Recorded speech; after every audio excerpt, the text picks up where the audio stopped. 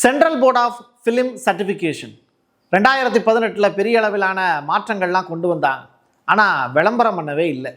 அதற்கு ஜனநாயகன் படத்தையும் பராசக்தி படத்தையும் இப்போ பெரிய அளவில் பயன்படுத்தி அவங்களோட மார்க்கெட்டிங்கை அதிகரிச்சுக்கிட்டாங்க.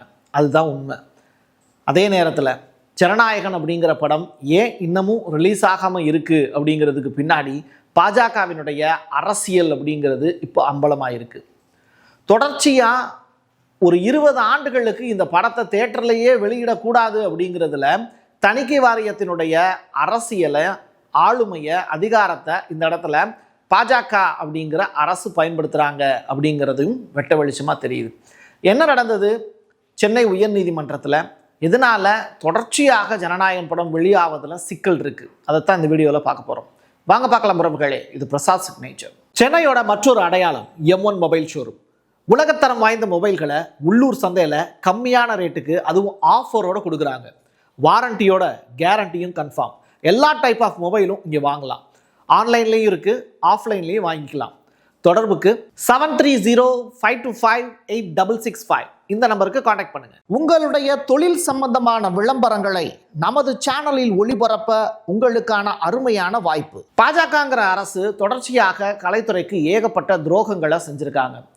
குறிப்பாக காஷ்மீர் ஃபைல்ஸ் அப்படின்னு சொல்லிட்டு ஒரு படத்தை வம்படியாக ஒரு டைரக்டரை வச்சு எடுக்க வச்சாங்க. இந்தியா முழுவதும் தியேட்டர்களில் இலவசமாக கூட சில மாநில அரசுகள் அதை போட்டு காமிச்சாங்க. அவ்வளவு கொடூரமான காட்சிகள். ஒரு மதத்தை இன்னொரு மதம் எப்படி துன்பப்படுத்துது அப்படிங்கிறது ரிலேட்டடாக, குறிப்பாக இஸ்லாமியர்களுக்கு எதிராக பாஜக அரசு எடுத்த வியூகம் அப்படிங்கிறது, இதை ஃப்ரீயாகவே மக்களை பார்க்க வச்சு அந்த படத்தை செலிப்ரேட் பண்ணாங்க. அதுவும் தணிக்கை சான்றிதழ் கொடுக்கப்பட்டது. இதே தணிக்கை சான்றிதழ் தொடர்பான விவரங்களை இன்றைக்கி தமிழ்நாட்டு மக்கள் தெளிவாக புரிஞ்சுக்கிட்டாங்க. 5 பேர் இருக்காங்க, அதில் மெஜாரிட்டியாக 4 பேர் ஜனநாயகன் படம் ரிலீஸ் ஆகிறதுக்கு ஓகே சொல்லிட்டாங்க.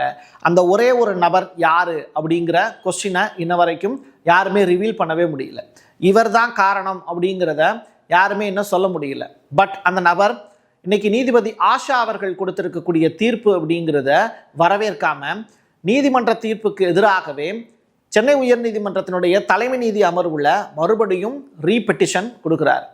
எதனால் இவர் ரீபெட்டிஷன் ஃபைல் பண்ணியிருக்காரு அப்படிங்கிறத செக் பண்ணி பார்க்கும்போது, காலையில் வந்த உடனேயே அந்த மீட்டிங்கில் ஜனநாயகன் படம் ரிலீஸுக்கு எந்த விதமான தடையும் விதிக்கக்கூடாது, அதே நேரத்தில் சென்சார் போர்டு உடனடியாக NOC ஃபார்மை சர்டிஃபிகேஷனை கொடுத்துருங்க அப்படின்னு உத்தரவு போட்டாங்க. ஏன்னா மெஜாரிட்டி பீப்புள் ஓகே சொல்லியிருக்காங்க, அந்த ஒரு நபருக்கு மட்டும் என்ன பிரச்சனை அப்படின்னு சொல்லி கேட்டு அதையும் நிவர்த்தி பண்ணிடுங்க. மியூட் போட வேண்டிய இடத்துல மியூட் போடுங்க. அதே நேரத்தில் நீங்கள் என்னென்னலாம் கட் பண்ணணும்னு நினைக்கிறீங்களோ அந்த இடத்த கட் பண்ணிட்டு டக்குன்னு படத்தை ரிலீஸ் பண்ணுறதுக்கான வாய்ப்பை ஏற்படுத்தி கொடுங்கன்னு சொல்லிட்டாங்க.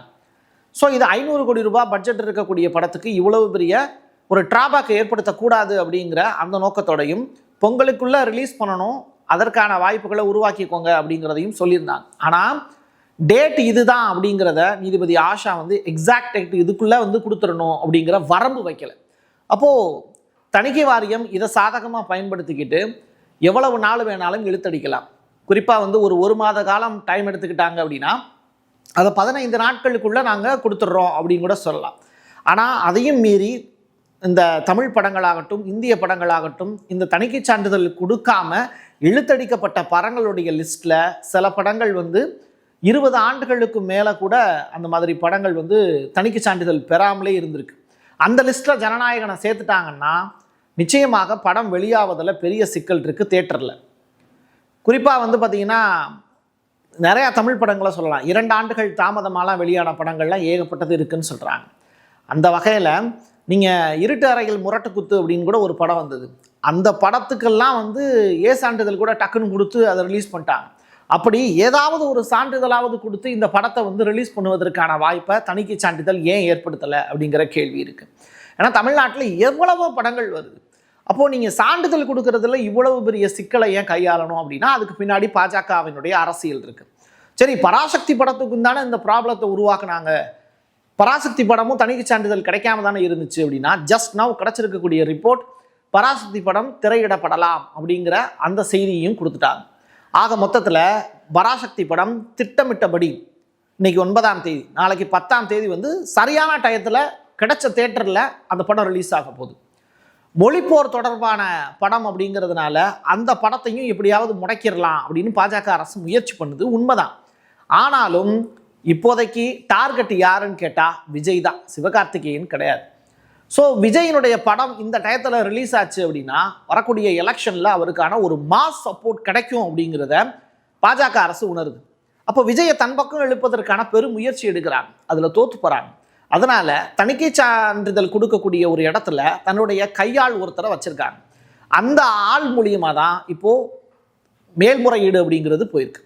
2.25 மணிக்கு கேஸ் வந்துடும் அப்படின்னு சொன்னால் கூட தலைமை நீதிபதி எப்போ அதை கேஸாக எடுத்துக்கிட்டு அவர் விசாரிக்கிறாரு அப்படிங்கிறது தெரியலை. குறிப்பாக இன்றைக்கி வெள்ளிக்கிழமை அந்த கோர்ட் ஆர்டர் பிரகாரம் அவங்க ஒரு டைம் டேபிள் வச்சுருப்பாங்க. அதில் பார்த்தீங்கன்னா எண் கிடைக்கல அப்படின்னா, அந்த லிஸ்ட்டில் கிடைக்கலன்னா கியூ அடிப்படையில் தான் அதை நிர்ணயிப்பாங்க.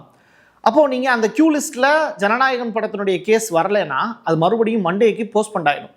அப்போ தலைமை நீதி அமர்வில் தான் விசாரிப்பாங்க. எப்போ விசாரிப்பாங்க? மண்டே தான் விசாரிப்பாங்க. அப்போது பொங்கல் கழித்து தான் இந்த படமே ரிலீஸ் ஆவதற்கான வாய்ப்பு இருக்கா அப்படிங்கிற கொஸ்டினையும் எழுப்ப வேண்டிய தேவை இருக்குது. ரெண்டாவது, அப்போ கூட கருணை காட்டாமல் பாஜக அரசு இந்த படத்தை ரிலீஸ் பண்ண விடாமல் தடுக்கிறதுக்கான வாய்ப்புகள் தான் அதிகமாக இருக்குது அப்படின்னு அரசியல் வட்டாரங்கள் சொல்லுது. ஏன்னா இது அரசியல் சம்பந்தப்பட்ட படம். முக்கியமாக இராணுவ தொடர்பான லட்சணையை பயன்படுத்தியிருக்காங்க அப்படின்னு சொல்லி ஒட்டுமொத்த படத்தினுடைய பாதி பார்ட்டையே தூக்குங்க அப்படின்னு சொன்னால் அந்த படத்தை தேட்டரில் ரிலீஸ் பண்ணுறதுக்கான வாய்ப்பை தயாரிப்பு நிறுவனம் மேற்கொள்ளுமா? கண்டிப்பாக அப்படி செய்ய மாட்டாங்க. அப்போது ஜனநாயகன் அப்படிங்கிற படம் இன்றைக்கி நான் சொல்கிறேன், ஓடிடியில் மட்டும்தான் ரிலீஸ் ஆகிறதுக்கான வாய்ப்பு ஃப்யூச்சரில் ஏற்படுத்த போகுது. இதுதான் பாஜகவினுடைய அஜெண்டாவாக இருக்கலாம். இல்லை ஓடிடியில் ரிலீஸ் ஆனால் கூட மக்கள் மத்தியில் வரவேற்பு கிடச்சிரும் அப்படின்னு பாஜக அரசு சைல்டிஷான விஷயங்கள்னு சொல்லுவாங்கல்ல, அந்த மாதிரியான விஷயங்களை தான் இப்போது அரசியலாக செஞ்சுக்கிட்டு இருக்காங்க. இது கலைத்துறைக்கு பாஜக அரசு செய்திருக்கக்கூடிய மிகப்பெரிய ஒரு துரோகமாக பார்க்கப்படுது. படத்தினுடைய தயாரிப்பாளர்கள் மட்டுமல்ல, சினிமா துறை எல்லாருமே சேர்ந்து ஒட்டுமொத்தமாக விஜய்க்கு ஆதரவாக நிற்கிறாங்க. ரோட்டில் போகிற வரவங்க, அஜித் ரசிகர்களாக இருக்கட்டும், ரஜினி ரசிகர்களாக இருக்கட்டும், எல்லாருமே படத்தை போய் செலிப்ரேட் பண்ணணும்னு பொங்கல் ஹாலிடேஸில் எதிர்பார்ப்பாங்க. அப்போது ஒட்டுமொத்த தமிழர்களுடைய கனவையும் பறிக்கக்கூடிய வேலையை பாஜக அரசு செய்யுது. இது பாஜக அரசு அதிமுக கூட்டணிக்கும் இழைக்கக்கூடிய ஒரு பெரிய துரோகம் தான். இப்போ தான் அன்புமணியை கூட்டணியில் இழுத்து அறக்குறையாக அந்த கூட்டணியை ஓரளவு டெவலப் பண்ணிக்கிட்டு இருக்காங்க. இப்படிப்பட்ட சூழ்நிலையில் தமிழ்நாட்டு மக்களுடைய என்ஜாய்மெண்ட், அந்த எப்படி சொல்கிறது, ஒரு வேட்கை தொடர்ச்சியாக மக்கள் பேசுவதற்கான வாய்ப்புங்கிறது இந்த பொங்கல் ஹாலிடேஸில் இருக்கும். வெவ்வேறு ஊர்களுக்கு ட்ராவல் பண்ணி போய் அந்த படங்களை பார்க்குறதுக்கான வாய்ப்புகளை உருவாக்கிப்பாங்க. அப்போது தான் எதிர்பார்த்த படம் வரலை அப்படின்னா அதை பற்றி மக்கள் பேசுவாங்க. இதுக்கு காரணம் யார் அப்படிங்கிறத தேடுவாங்க. அதுக்கு திமுக அரசு காரணம் இல்லை அப்படிங்கிறத தெளிவாக இப்போதைக்கு தெரிஞ்சிருச்சு. காரணம் என்னென்னா, இது தணிக்கைத்துறை, அது சென்ட்ரல் கவர்மெண்ட்டுடைய ப்ராஜெக்ட்டுங்கிறத கண்டிப்பாக பேப்பரை படித்து தெரிஞ்சுப்பாங்க. ரூல்ஸ் அண்ட் ரெகுலேஷனை படித்து பார்க்கக்கூடிய மக்கள் கடைசியாக பாஜக மேலே தான் கோபம் வரும். அமித்ஷாவோ மோடியோ அடுத்து கன்னியாகுமரிக்கு டூர் வந்தார் அப்படின்னா கண்டிப்பாக ஓட ஓட விரட்டி அடிக்க போகிறாங்க. இதுதான் தமிழ்நாட்டினுடைய ஸ்டைலுங்கிறத அவங்க புரிஞ்சுக்க வேண்டிய காலம் நெருங்கிருச்சு. இப்படி ஒரு சைல்டிஷான அரசியலை பாஜக அரசு செய்வாங்க அப்படிங்கிறத யாருமே எதிர்பார்க்கல. இதை ஒரு புறம் திமுகவினுடைய அரசு சிரிப்பாக நினச்சி கண்டிப்பாக சிரிப்பாங்க. மேடையில் உக்காந்துக்கிட்டு ஒரு தனி ரூமில் கிடச்சாலும் சரி, மேடையில் உட்காந்தாலும் சரி, கண்டிப்பாக இப்படி ஒரு சைல்டிஷான ஒரு விஷயத்த அளவுக்கு இறங்கி இப்படி பாஜக அரசு செய்கிறாங்களே அப்படின்னு கண்டிப்பாக சிரிப்பாங்க. மக்களும் இப்போ தெரு தெருவாக நின்று பாஜக அரசை கிண்டலும் கேலியும் செய்ய தொடங்கிட்டாங்க. திரையரங்குகளை முற்றுகையிடக்கூடிய போராட்டத்தையும் இளைஞர்கள் தொடங்கியிருக்காங்க. திரையரங்குகளுடைய ஸ்க்ரீன் கிளிய போகுது அப்படின்னு விஜயினுடைய டயலாக் இப்போது மெய்ப்பிச்சு காட்டக்கூடிய அளவில், ஏன் சென்னையினுடைய கோயம்பேடு பக்கத்தில் இருக்கக்கூடிய ரோஹிணி திரையரங்கு முன்னாடி தவம் இருந்து மக்கள் கூட்டம் காத்து கிடக்கு. எப்போ ரிலீஸ் பண்ண போகிறாங்கன்னு சொல்லிட்டு குழந்தைகளும் பெண்களும் அங்கே இருக்கக்கூடிய பசங்கக்கிட்ட லோக்கலில் டிக்கெட் கேட்டு 1000 ரூபாயாக இருந்தாலும் அதை வாங்கக்கூடிய காட்சிகளும் அரங்கேறுது. தியேட்டரில் டிக்கெட் விற்றவங்க படத்தை அதை ரிலீஸ் பண்ணுறதுக்கான தேதி கிடைக்காம டிக்கெட் கிடைக்கல அப்படின்னு சொன்னால் கூட எப்படியாவது அந்த டிக்கெட்டை வாங்கிடணும்னு மக்கள் கூட்டம் ஆர்வமாக இருக்காங்க. ஆனாலும் பாஜக அரசு இந்த படத்தை ரிலீஸ் பண்ணுறதுல மறுக்கிறாங்க. ஓடிடியில் தான் படம் ரிலீஸ் ஆக போகுது அப்படின்னா அது எந்த டைம் என்ன ஏது அப்படிங்கிறது அடுத்த கட்டமாக படக்குழு அறிவிப்பாங்க. இல்லை தேட்டர்லேயே ரிலீஸ் பண்ணுறதுக்கான வாய்ப்பு கிடச்சிருச்சு அப்படின்னாலும் மகிழ்ச்சி பொங்க தமிழ்நாட்டு மக்கள் அதை வரவேற்று தான் இருப்பாங்க. ஆக மொத்தத்தில் பாஜக அரசு கூட்டணி கட்சிகிட்ட எவ்வளவு கோரிக்கை வச்சு எவ்வளோ இடங்கள் கேட்டாலும் இந்த தடவை போன தடவை கிடைச்ச மாதிரியான 4 சீட்டு கூட கிடைக்காம 0 ஒரு முட்டையை வாங்கிட்டு போகிறதுக்கான பெருத்த வாய்ப்பை இந்த படத்தின் மூலிமா ஏற்படுத்தியிருக்காங்க. இதுதான் யதார்த்தமான உண்மை. என் கையெழுத்து என் மக்களுக்கானது உறவுகளை மீண்டும் ஒரு பதிவில் சந்திக்கலாம். நன்றி, வணக்கம். சென்னையோட மற்றொரு அடையாளம் M1 மொபைல் ஷோரூம். உலகத்தரம் வாய்ந்த மொபைல்களை உள்ளூர் சந்தையில் கம்மியான ரேட்டுக்கு அதுவும் ஆஃபரோடு கொடுக்குறாங்க. வாரண்டியோட கேரண்டியும் கன்ஃபார்ம். எல்லா டைப் ஆஃப் மொபைலும் இங்கே வாங்கலாம். ஆன்லைன்லேயும் இருக்குது, ஆஃப்லைன்லேயும் வாங்கிக்கலாம். தொடர்புக்கு 7305258665 இந்த நம்பருக்கு காண்டாக்ட் பண்ணுங்க. உங்களுடைய தொழில் சம்பந்தமான விளம்பரங்களை நமது சேனலில் ஒளிபரப்ப உங்களுக்கான அருமையான வாய்ப்பு.